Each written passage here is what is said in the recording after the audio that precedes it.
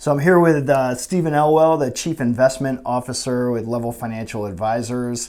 And I'm Mike Heburn, the Chief Operating Officer of Level Financial. And we're just going to go through a couple questions we might have, clients might have about coronavirus and why the markets might be reacting so harshly to these. So what are your thoughts about coronavirus and the volatility that we're seeing out there right now? Yeah, I think as the virus has started to spread, and I think we're over 85,000 confirmed cases and growing now. The concern is that, of course, it'll continue to spread, and then from a stock market perspective, potentially slow down manufacturing, supply lines, the ability for companies to get the materials they need to make their products or provide their services, especially if you get to a point where a lot of people in a certain area need to stay home, not go out in the community, not go to work. Then the concern is that might slow down the global economy, which obviously might slow down revenues and profits, which might affect the value of stocks. So the stock market is reacting pretty strongly to that idea. But the stock market is forward-looking, so it's trying to predict how bad is this going to be. And that is a bit of a dangerous game because none of us can predict exactly how bad that's going to be. So if the virus, for example, I think today we had our first confirmed what they call a community spread of the virus in the United States. If the epidemic were to get widespread in many communities throughout the United States, what do you think would happen to the stock market in relation to what's happening now? Yeah, I mean, the stock market may be predicting that right now. That might be the reason why it's going down so much right now, is it's trying to get in front of that forward-looking prediction to say, we've got a case here in the U.S. We've already had plenty of cases in China and Italy. So it's now looking at it and trying to say, what effect do we think this is going to have on future corporate earnings and profits? Which, again, there are so many variables and unknowns. We're not medical experts. Even if we were, we could not guarantee anything. So that's exactly what the stock market's trying to do, and I think why there's so much volatility right now. So for investors out there and our clients, what type of advice would we give to them when it comes to the volatility? I mean, every day you wake up and the market's gone down another, the Dow is down another 500 to 1,000 points.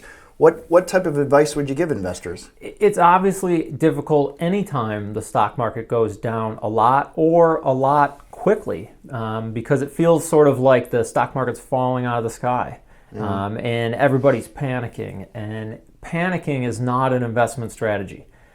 We've built our client portfolios specifically to have a mixture of different types of investments, and mainly what I mean by that is stocks and safer bonds. Bonds that at the current moment are going up in value, which is the cushion that we wanted them to provide whenever stocks crash or go down, which is exactly what they did in the fourth quarter of 2018 and provided that cushion and a place to get money if you need a withdrawal, like especially if you're a retiree and living off your portfolio.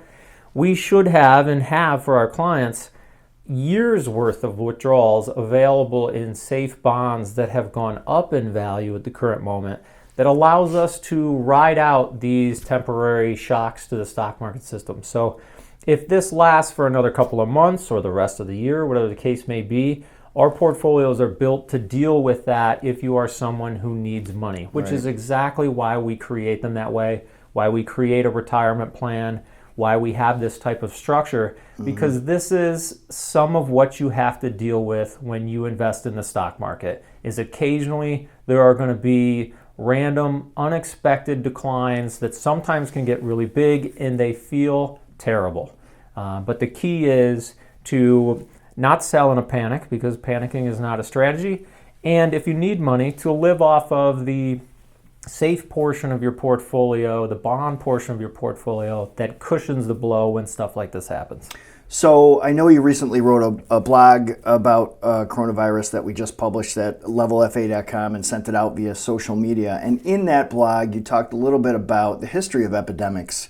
And maybe you could just maybe to finish up this this conversation, Tell everyone what the general theme of that chart that we put out there was. Yeah, so our friends at First Trust sent over a great chart that they created for the last 40 years showing the S&P 500's returns, but also showing the last 12 epidemics, from the AIDS epidemic to measles, to Ebola, to Zika, to swine flu. I mean, you name it, it was all in there. All right. And what it was showing was what was the 6-month return of the S&P 500 from when those outbreaks started, and what was the 12-month return of the S&P 500 from when those outbreaks started.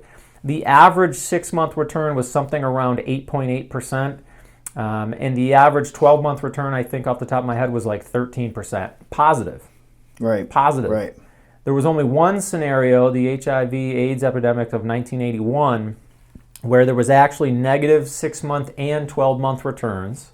But even then, in 1982, the stock market basically completely earned all that back. Interesting. So I think what First Trust is trying to say, when they look at the data from other epidemics, is generally they are short-term in nature with their effect on the stock market. Okay. So if I couple that piece of information, which, is it possible this time's different? Sure. Sure. But if I couple that piece of information on the other 12 epidemics that have happened, and I also couple with our portfolios that are built to have years' worth of withdrawals available in safe bonds that have not lost any value, then as an investor, I should be comforted by these two things. If I simply say, if I give this 6 months or a year to recover, which it could recover faster than that. Right. I mean, the crash in 2018 in the fourth quarter completely rebounded in 2 months. True.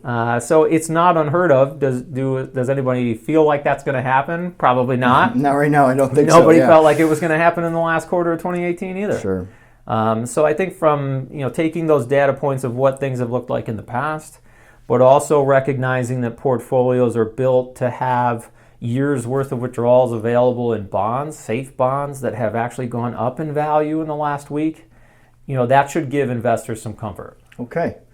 All right, good. Well, more information at levelfa.com, obviously, and we'll be following the situation very closely here, obviously. For people for our clients that have questions, they can always call their advisor anytime, 716-634-6113.